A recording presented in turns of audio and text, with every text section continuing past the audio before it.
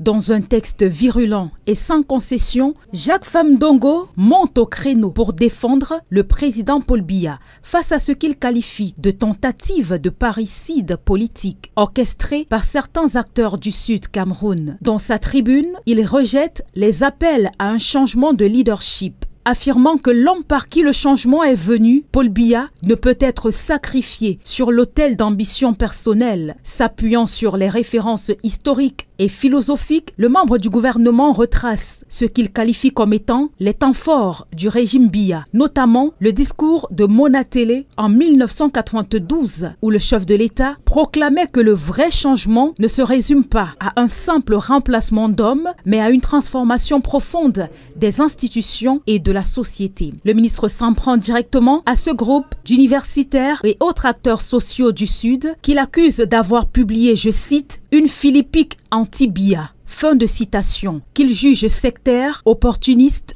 et déstabilisatrice. Pour lui, ce type d'attaque, sous couvert de liberté, ne fait que diviser le pays et trahir ceux qui ont œuvré à bâtir ses fondements. Il dresse par la suite un inventaire des réalisations du président, des routes bitumées, universités, hôpitaux, décentralisation, barrages, institutions républicaines comme le Sénat, le Conseil constitutionnel ou la CONAC, une œuvre qu'il qualifie de flamboyante et multidimensionnelle.